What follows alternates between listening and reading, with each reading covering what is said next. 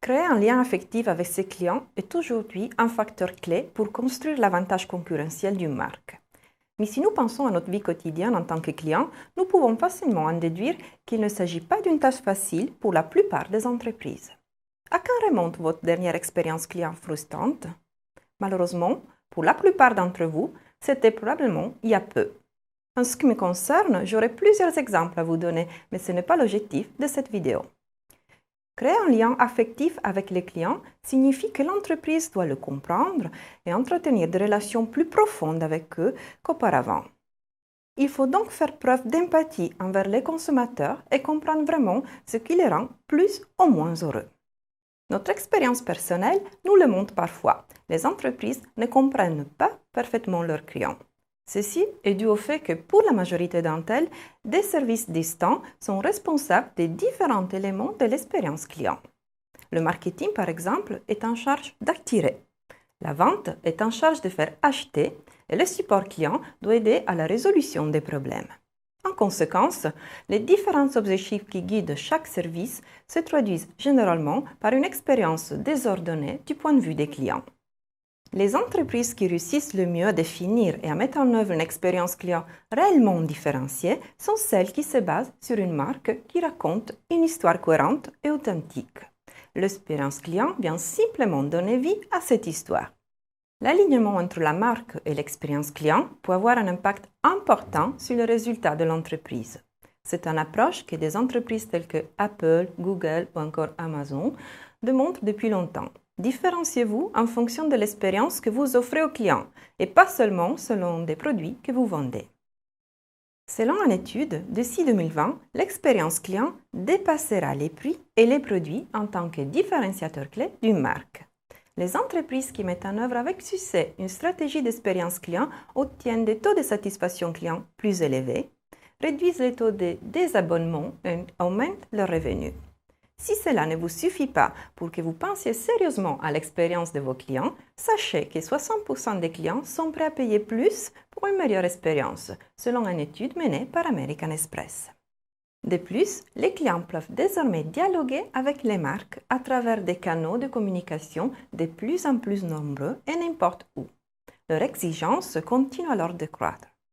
Ils attendent des produits et des services cohérents et une mise en relation instantanée avec des représentants de l'entreprise sur n'importe quel appareil.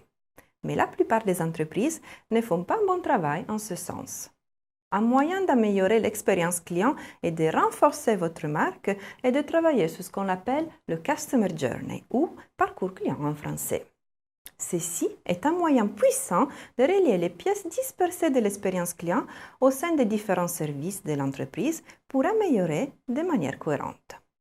Derrière le concept apparemment complexe du parcours client se cache une réalité très simple et concrète et surtout fondamentale pour vendre à l'ère du numérique. Mais de quoi s'agit-il exactement? Le parcours client est défini comme l'itinéraire du client lorsqu'il établit une relation avec une entreprise dans le temps et dans les différents environnements de contact, qu'ils soient en ligne ou pas. Commençons par le début.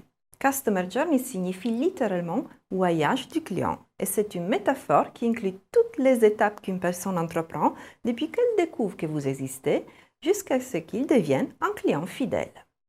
Lorsqu'un individu apprend l'existence d'un service ou d'un produit, il se renseigne sur ses caractéristiques, compare les prix, consulte les avis, etc., avant de finalement passer à l'achat. Ces processus correspondent à ce qu'on appelle le parcours d'achat ou Buyer Journey. Sitôt l'achat effectué, ce consommateur est devenu un client, customer, et idéalement, il pourra devenir un ambassadeur de la marque. Le Customer Journey désigne donc un processus global incluant les actions pré- et post-achat. Donc, le parcours client ne se termine pas au premier achat, car le besoin de fidéliser les clients en créant un lien affectif avec eux est l'élément prioritaire pour les entreprises qui ne peuvent pas survivre d'achats occasionnels. C'est la pertinence de la gestion de la relation post-achat qui différencie le parcours client du parcours d'achat. On retient déjà que les entreprises qui ne font aucun type d'action après-vente sont très avantagées par rapport aux autres. On peut donc dire que le parcours client représente l'histoire du lien client-entreprise. Mais pas seulement, car du point de vue managérial, c'est aussi un outil stratégique pour les entreprises, surtout avec la révolution numérique suite à laquelle les points de contact et les canaux de communication, de transaction et de distribution se multiplient. Comprendre le parcours client permet d'abord à l'entreprise d'identifier les points à améliorer dans sa relation avec ses clients et d'agir pour optimiser l'expérience client. Cet exercice peut se traduire, s'il est bien géré, en un moyen de personnalisation des services ou produits pour qu'ils correspondent exactement aux attentes du client. Le parcours client est donc un processus centré sur le client qui aide les entreprises à améliorer leurs offres et leurs expériences, mais aussi à guider l'innovation, l'allocation des ressources et gérer les transitions. Il part d'une analyse du chemin actuel pour en définir un meilleur, aumentant ainsi la valeur créée par l'expérience vécue par le client.